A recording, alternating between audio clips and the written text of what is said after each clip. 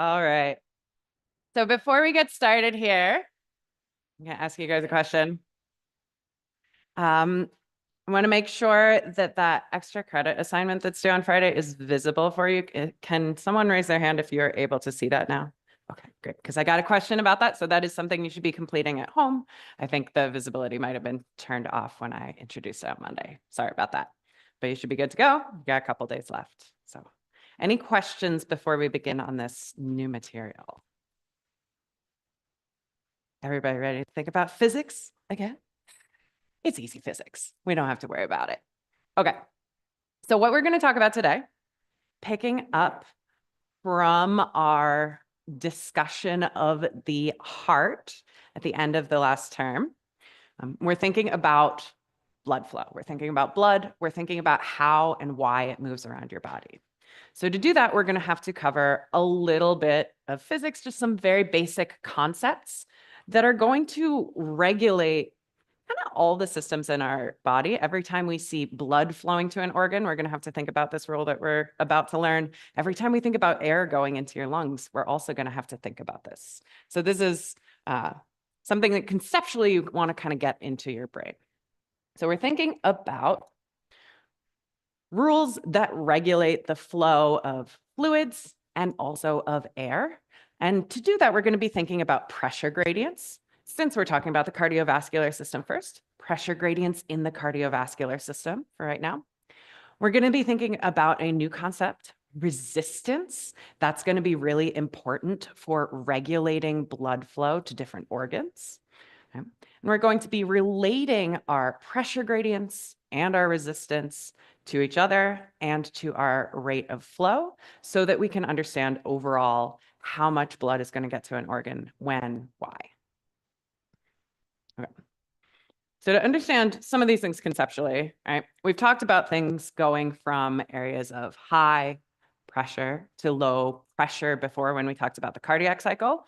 But to drum that into our heads again, I want you to start by put your hand over your mouth and try to blow some air out. So like, so you should feel the pressure building in your mouth, right?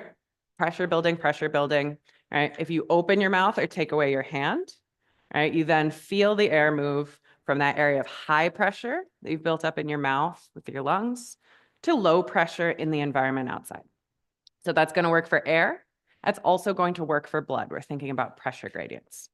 Another fun thing to do, which will relate to our concept of resistance. So I want you to try blowing with your mouth sort of pursed in a little hole, and then try blowing with your mouth wide. Do you feel how that takes different amounts of pressure? I'll try it again. All right. So you can feel how you have to exert a higher amount of pressure when you're trying to like whistle. And it's a lower amount of pressure when you have a big, wide opening. So that's going to relate to our concept of resistance, which is going to be kind of resisting the flow of blood in our equation. Okay. Sorry, I will try to stop bumping this. I'm not sure exactly what I'm doing here. Okay. So we have our circulatory system. We know the circulatory system has a pump, right? That's our heart. We talked about the heart last time. We know it's a closed system. We should not, under normal circumstances, be losing blood, right? We're not hemorrhaging. We don't want to lose blood and have it just hang out in your foot forever or something like that. All right. So we've got a loop. Everything leaves the heart, comes back to the heart. Yeah. And in fact, we know that we have two loops in series, right? So we have our pulmonary circuit. So we have blood from the right side of the heart going to the lungs to pick up oxygen, drop off carbon dioxide. And we have our systemic circuit then coming from the left side of the heart, going around to all your organ systems. Right. So the blood that flows through both of those loops, both of those circuits, works the same as any fluid in any tube in your house, in your plumbing, all works by these same principles. Yeah.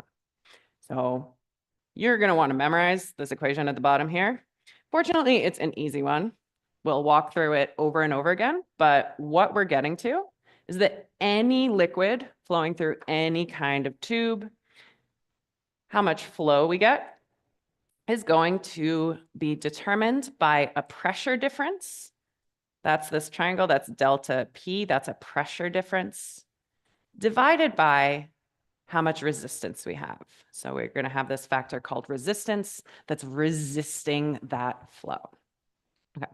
So our pressure, when we're thinking about the cardiovascular system here, and we're previewing how we're getting to that delta P on top, right? Our pressure is a force exerted by blood, right? So we know that pressure built in the chambers of the heart when we had more blood in a chamber, that would be higher pressure. When we squeezed down on that blood in a chamber, that jacked pressure way up as well, right? So our pressure is determined by our fluid, blood, in a container, kind of pushing against the walls. And we know that flow is always occurring from areas of high pressure to areas of lower pressure, just a rule of the universe here. Okay. And we're going to see that there are a number of factors that can kind of influence how hard it is to push fluid through a tube, blood through your vasculature. And this is all going to sum together in this concept of resistance, which is our R on the bottom here. So we have our driving force for blood moving through our cardiovascular system is this pressure difference, this delta P on top. We're going to be looking for an amount of flow for our purposes right now. More blood flow or less blood flow is kind of all we're going to. We're not going to be doing exact calculations here.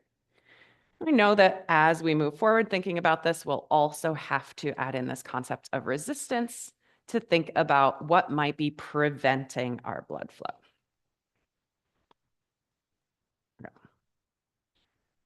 So when we talk about flow here, more formally, we're talking about bulk flow, this flow due to pressure gradients. And your book starts out by relating this to hydrostatic columns. So we'll walk through these in a minute, but if you haven't read through that or taken a look, as you're looking at these pictures, I want you to think about kind of like diving into a pool, right? You can feel more pressure on top of you when you're deeper down.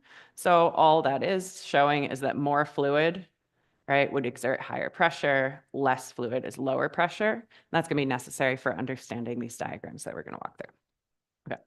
So in our real life, in our real bodies, we're thinking about our heart as creating a blood pressure gradient where we have high pressure coming out of the heart, lower pressure in your feet, in your fingertips. We lose pressure as we travel through the systemic circuit. But we always have to have a gradient of pressure or we won't have flow. If you have the same pressure on two ends of a tube, nothing moves between them. So if you had the same pressure in your heart as you did in your knee, you wouldn't have any like blood flow, no force pushing blood to that area. So we do have to have these pressure gradients. Okay.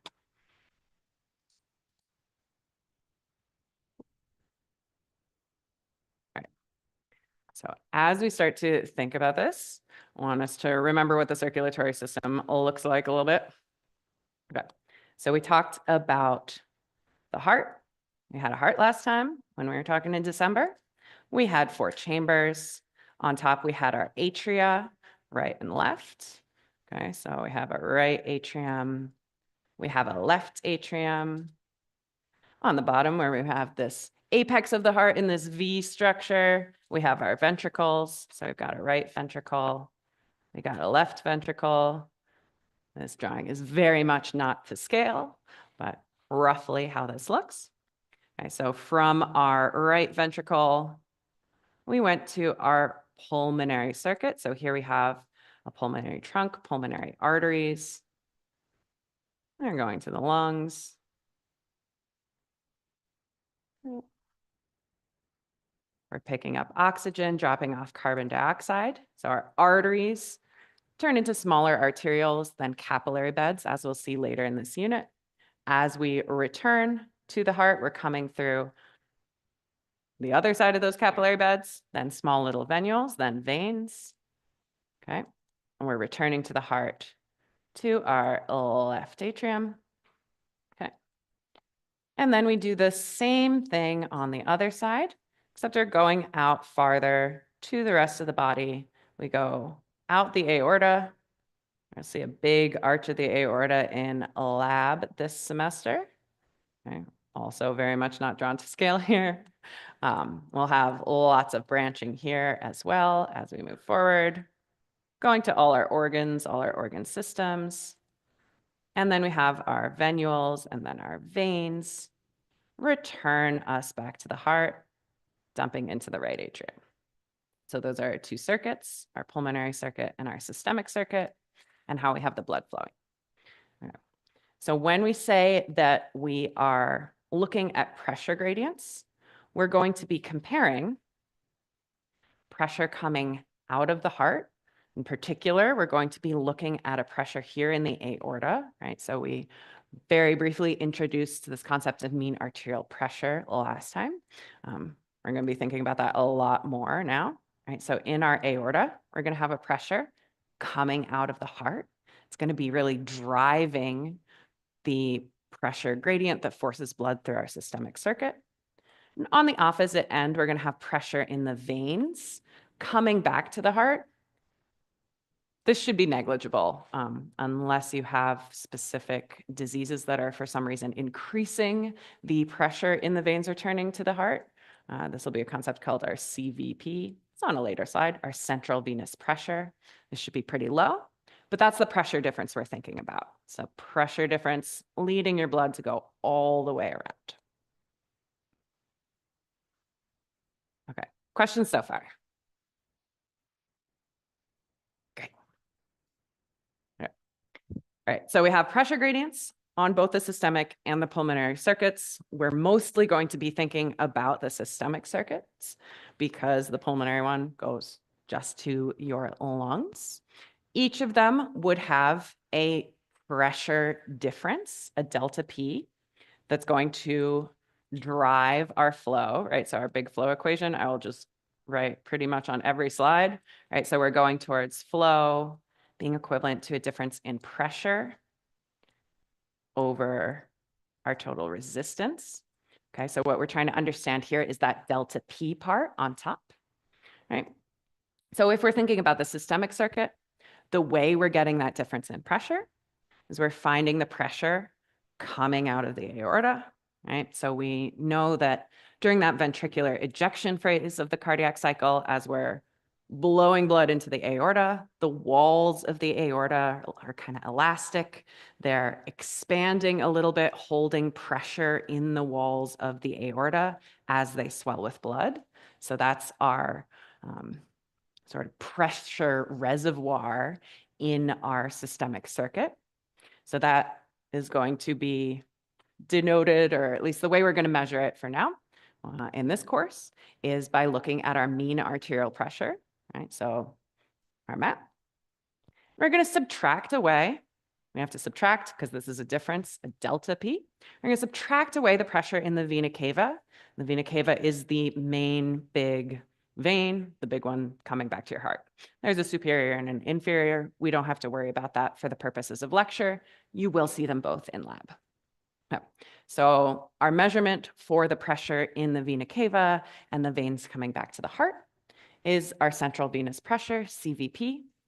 But this should be about 0, or it should be negligible for our purposes. So in the future, when you see this equation, we're often going to look at this delta P in this part of the unit and just look at changes into that mean arterial pressure, because this number is much, much larger.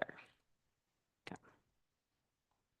So here we can see how we have these pressure changes across the different components of our vasculature.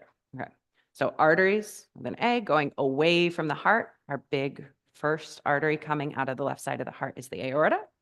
We get to our smaller arterioles. You can see that in the arterioles, we see drops in pressure, right? So here, pressure in the systemic circuit is dropping from about 85 down, down, down. Don't have an exact number here, but let's ballpark that like 35. Okay, so we have a big pressure drop as our blood vessels are splitting out into more and more blood vessels. Going to our capillaries. By the time we're in the veins returning to the heart, Very, very low pressure, almost no pressure in that CVP value. Okay, so we have a big delta P for our systemic circuit. So here's our difference for the systemic circuit. Okay. Mainly driven by that pressure in the artery, so the mean arterial pressure here. So if you wanted to ballpark your mean arterial pressure, you'd put it here. Okay. But in our pulmonary circuit, coming from the right side of the heart, we actually start out with a much lower pressure, right? So when blood comes out of the right ventricle, it's not doing it with the same force that the left ventricle has. And we have some differences in the arteries coming out of the right ventricle as well. So we still have a pressure gradient, but it's a smaller pressure gradient, right? So here we still have a delta P, okay? So the pressure of the veins going into the left atrium are still basically zero for our purposes, but we're working with a much lower driving pressure. And this kind of poses a problem, right? Because we know that we have a closed system, right? So all the blood that's eventually going to go through the systemic circuit all has to go through the pulmonary circuit kind of at the same time, right? So we have to have it all go through the pulmonary circuit first and then the systemic circuit. So without understanding our next little piece of this equation, we'd have set up a problem where we have more flow through one of these circuits than the other, which isn't the case, can't be the case because we have a closed system. So this is where we first see the importance of resistance. Okay. So when we're looking at that equation, our flow equation, flow equivalent to our pressure difference, our delta P, over our resistance R. All right. One way you can have a lot of blood flow is you can have a really big pressure difference. Right? So that's what we're thinking when we're thinking about the systemic circuit and that high mean arterial pressure. But the other way that you can have a fair amount of flow, right? So you can divide that pressure difference by a smaller number, right? So if you have low resistance, right? So if we have a lower number here that we're dividing by, which is the case for our pulmonary circuit, the blood vessels going to the lungs don't have a ton of resistance to them. This allows that flow to be equal. Okay. So flow through both of these circuits is equal. There's more of a pressure difference going through the systemic circuit, but there's less resistance in our pulmonary circuit. So these things kind of wash out. We get equivalent flow. Questions at this point?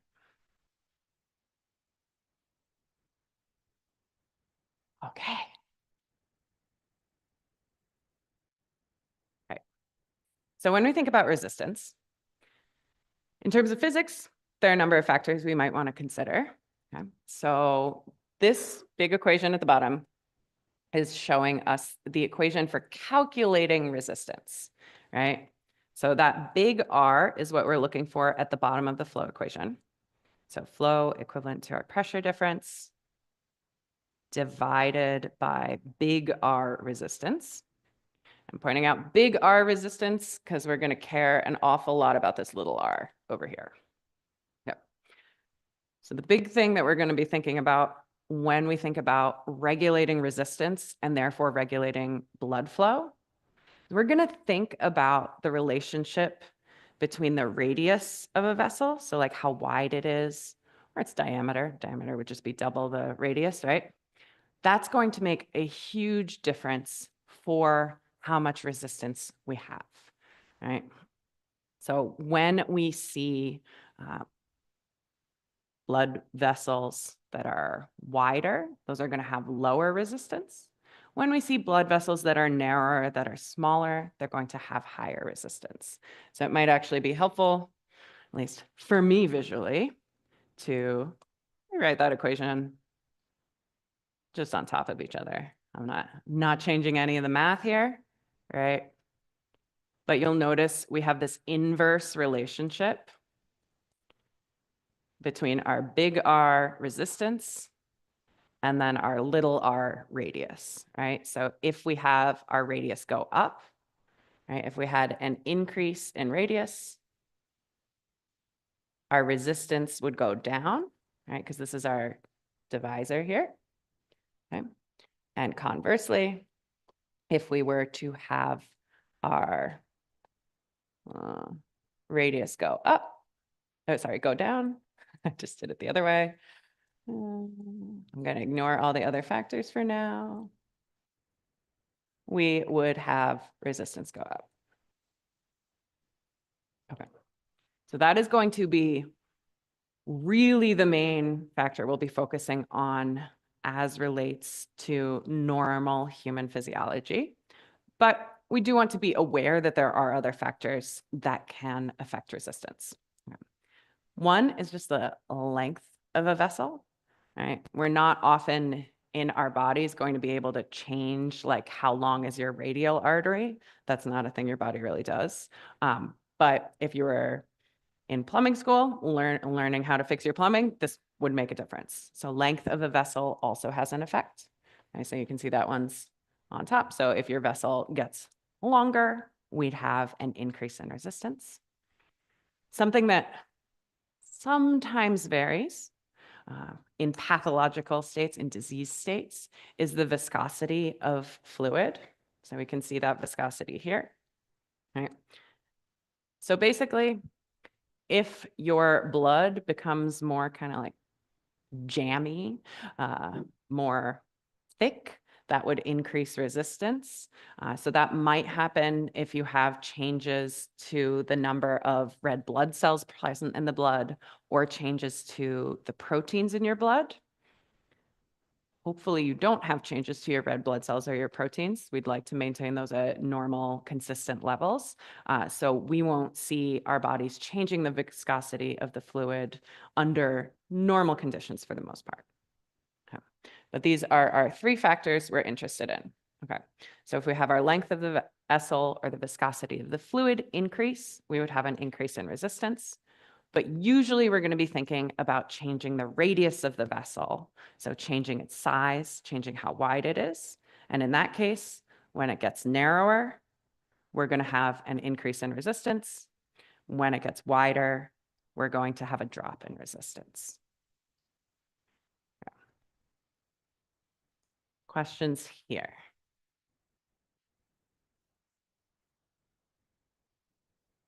Okay.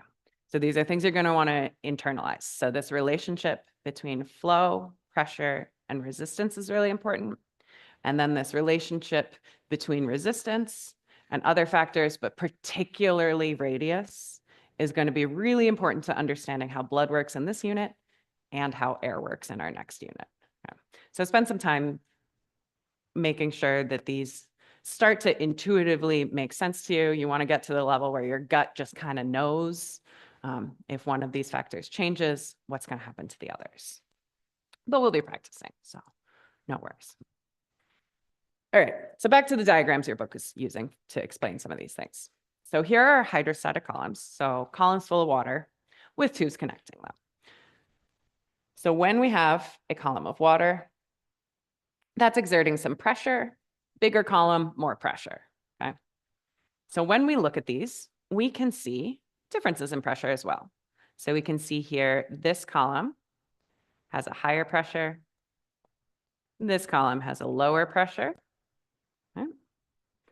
And we can see that that pressure difference is equivalent to 40 millimeters of mercury here. Okay. So we're setting up our flow equivalent to delta P divided by resistance relationship. Okay. So we can see in these tubes that we have actually the same difference in pressures above, right? So here we can see that there's more water on top of A. So the difference here would be like this versus, actually, the difference of delta of 40 millimeters of mercury. It doesn't matter whether you're higher or lower in the column, because all we care about is the difference, not the total amount of fluid in the column. So the difference here that's changing how much flow we have is the resistance. Okay, so when we look at these two tubes connecting our columns of water, we can see that tube A here is much wider, right? So this has a larger radius than tube B, right? And we can see that our flow here for tube A, despite the same difference in pressure, this flow is higher for A than it is for B. So we can use this to link our concepts together, right? So we know for A, right, let's say we have, let's not do it with real numbers. Okay. We're getting towards our flow amounts, right? So if we're looking for flow, delta P, we're not going to change, okay? But we know that for A, we have a greater flow, right? So what we're looking at A is a greater rate of flow. And here we have our resistance on the bottom. So all things being equal, when I say all things, right, I really mean this delta P here. But it's not due to change in our pressure. We know that it has to be due to this resistance factor, right? So a way we can get a higher flow here for column A is we can divide by a lower number here, our resistance. Okay, so it is the case that A here has lower resistance. Okay. We might want to take that a step further and remember and confirm that relationship between resistance and radius, right? So if we have a low resistance, I'm not going to write that whole relationship, right? But we saw that we had an inverse relationship with radius, okay? So we can confirm here, yes, we have a larger radius for tube A, right? Which is how we got this lower resistance, which is how we get this higher flow. So put on here, we can see tube A, wide, big radius, which means low resistance and therefore higher flow. For tube B, that's narrow.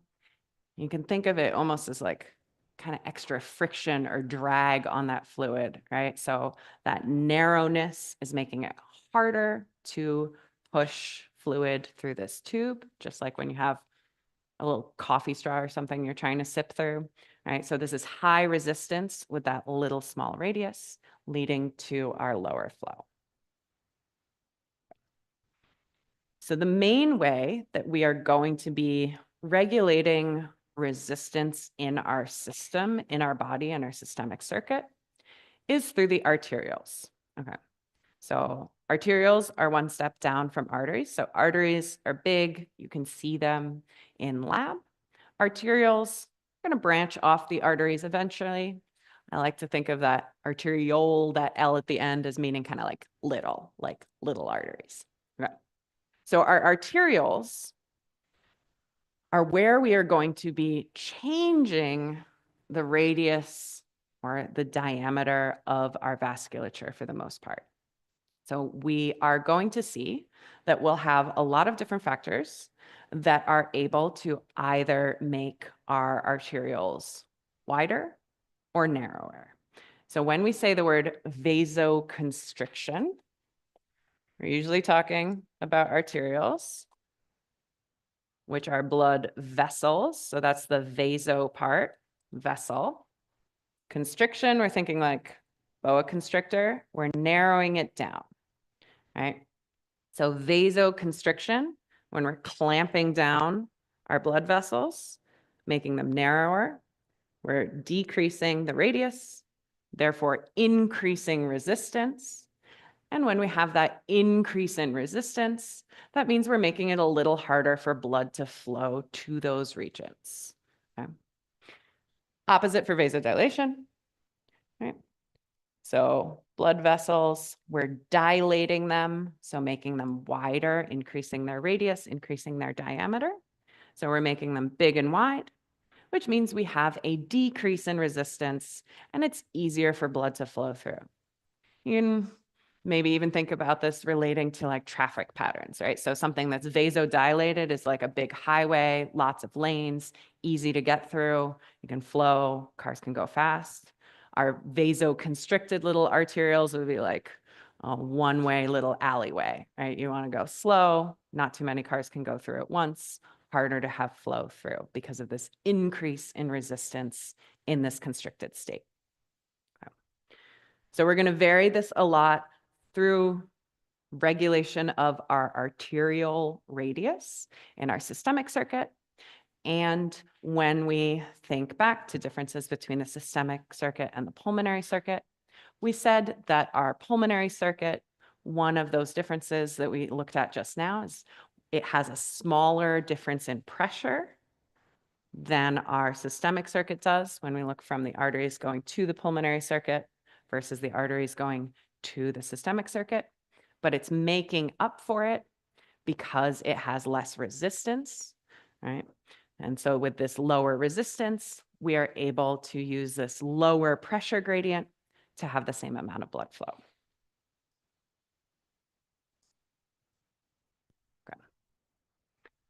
Okay. Now we're going to be moving a little bit further from our basic equation for flow, right? Flow equals delta P over R. Okay, so that's our basic equation. But we're going to use this equation and relate it to things you can measure in your actual body, right? So we already know that we could rewrite this equation with another value, a different value on top related to our bodies if we wanted to. So our flow, if we look at that delta P, we now know that that delta P is really our mean arterial pressure minus our central venous pressure. Okay. And I have told you that we are mostly going to ignore that central venous pressure because it's so low. So I'm just going to put that in parentheses there. Okay, so that's something we could measure about our bodies. So now we want to put something in for the big R here, our resistance.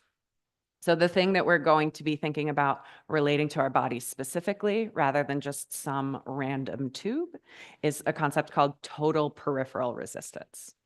Okay. So our TPR is going to go on the bottom here. Okay. So what total peripheral resistance is basically what the name says. Total, so all of it. Peripheral, like out in your body, out in the edges of your body. Resistance is resistance.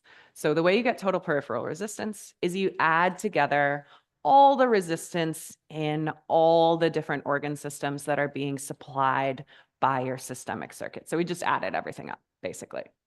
So the way a network of blood vessels works is that as you increase resistance in all little spots within that network, you're just adding together, increasing the total resistance of the system of the network itself. And the flow is trying to go through the whole network. So we're not going to be worrying about individual blood vessels or individual arterioles. We're going to kind of lump them all together and think about the network as a whole when we think about flow. So when we say vasoconstriction, we'll often be thinking about vasoconstriction in the network as a whole, right? So we're saying that in the network as a whole with vasoconstriction, we narrowed a bunch of arterioles, raising resistance. And now we know that that would be the same thing as raising our TPR, our total peripheral resistance, which would result in a decrease in flow, right? So if we raise vasoconstriction, we raise TPR, we decrease flow. Or we could do the opposite, right? So if we vasodilate our network, we expand everything, we blow it all wide, right?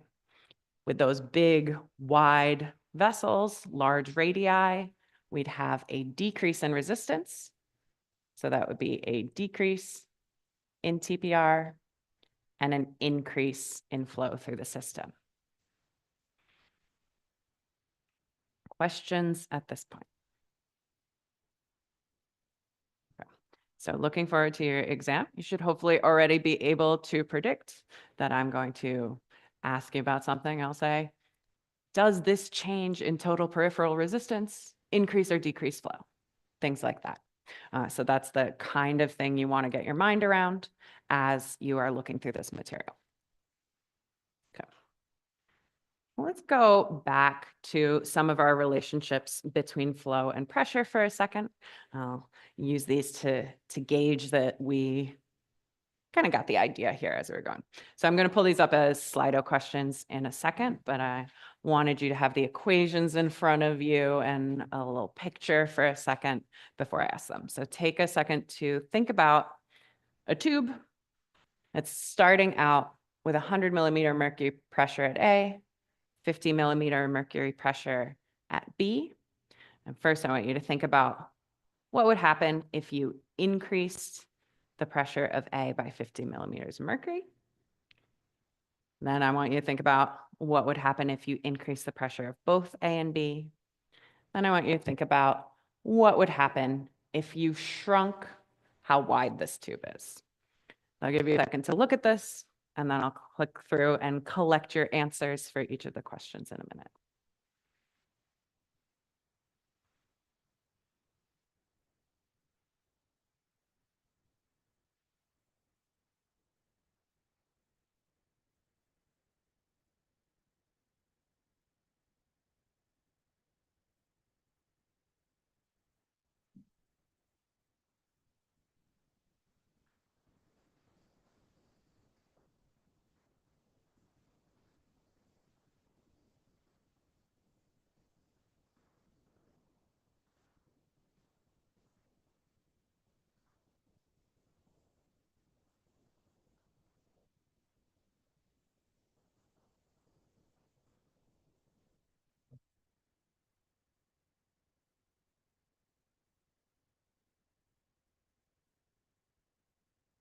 I'll start pulling up some answer choices for you. Okay. So for the first one, where you were increasing that pressure at A by 50 millimeters of mercury, what type of change might we see to our flow from A to B?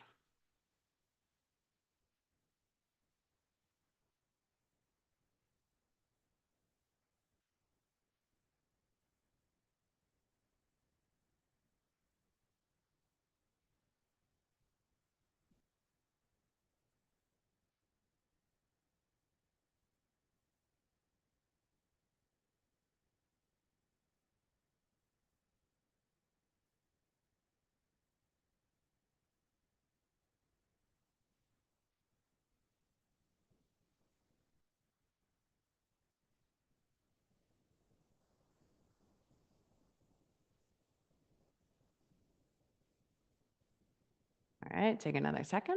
We'll take a look.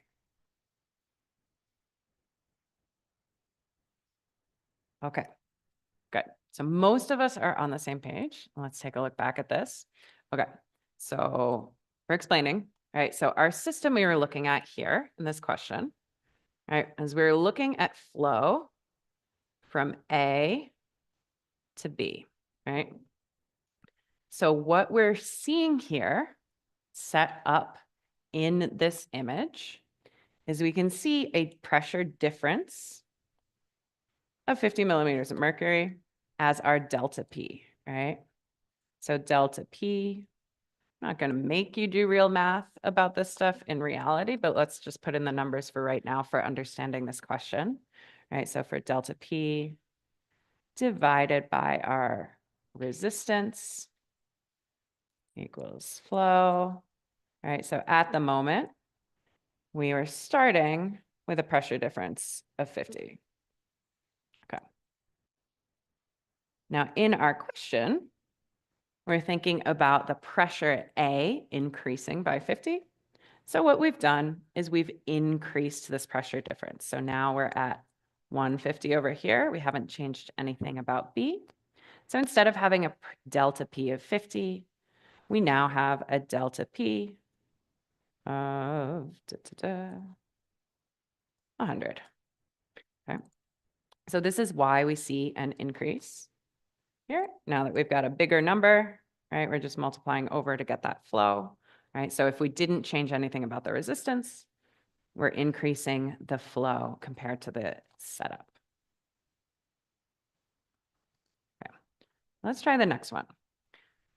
From the original setup where we had 100 millimeters of mercury at A, 50 at B, what would happen if we increased A by 50 and also increased B by 50?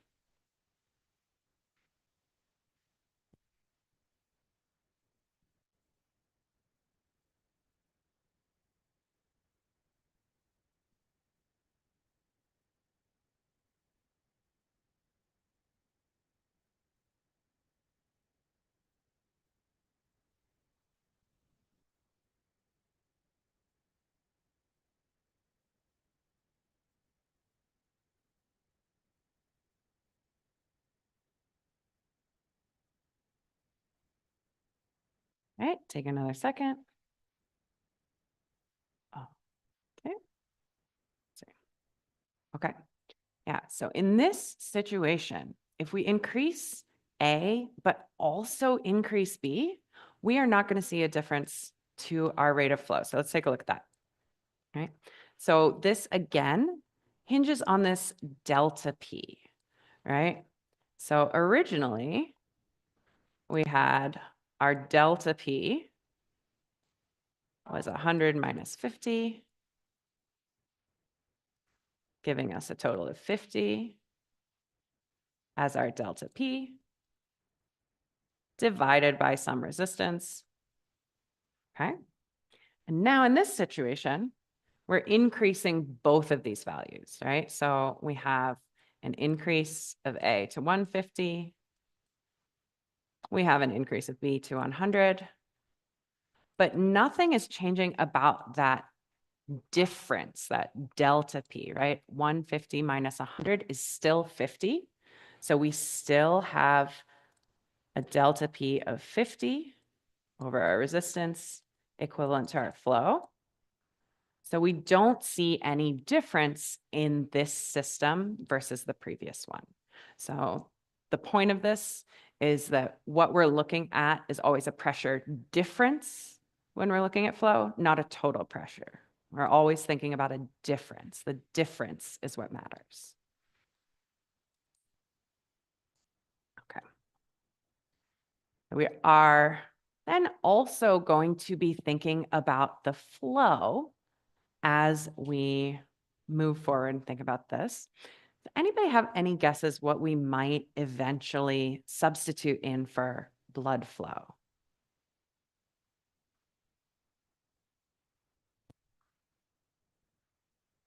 Our blood pressure is actually already in that. So the blood pressure is our mean arterial pressure. But yeah, that absolutely belongs in this equation. We've just got it in a slightly different way. Our flow is really going to be our cardiac output, right? So that's part of why I have you looking over chapter 13 again. Our cardiac output was the total blood leaving the heart per minute. So that's going to be our measurement of flow in the future as we progress forward. Okay. Going back to the tubes. One more question, I guess I put in here. We have our radius of our tubes shrinking. Oh, it's immediately showing. So much with settings. Okay. So it is the case. We'll do some more resistance questions next time. We're not going to leave yet, but we also want to think about our resistance. So in this same example, if we had A and B stay at the same pressures, 150 from that previous image, if we had the radius of our tube narrow, all right, I'll redraw them. Right, so we had A, we had B, we had a tube, we had 100, we had 50. All right, so we had a pressure difference of 50. Okay. Now we're thinking about a resistance here. Okay, so in this case, Our resistance needs to be linked up with this concept of radius. So if we had our radius shrink in half, we would have our resistance go up, and actually a lot, because it was r to the power 4 in the previous one. Okay, so we won't do the math there, but we're going to have a higher resistance in this situation, in which case we're going to have a lower flow. But we'll talk about this more in the future. I do want us to get a little bit further ahead. Oh, wait, it's a couple seconds. Yep. So putting everything together, this is probably the order I meant to put them in a second ago. So when we're looking at this equation, we're going to see it in different shapes with different letters in it sometimes. What I want you to think about that flow equation is really just as a relationship, right? So how much stuff is flowing always has to do with like the force, which is our delta P, right? Like, so that's how much is pushing versus how much is resisting. That's our resistance, right? So that's the relationship that we're thinking about. And we can put in different variables, different measurable things in each of those places. So for our systemic circulation, for our cardiovascular system, what we're trying to think about for flow, right?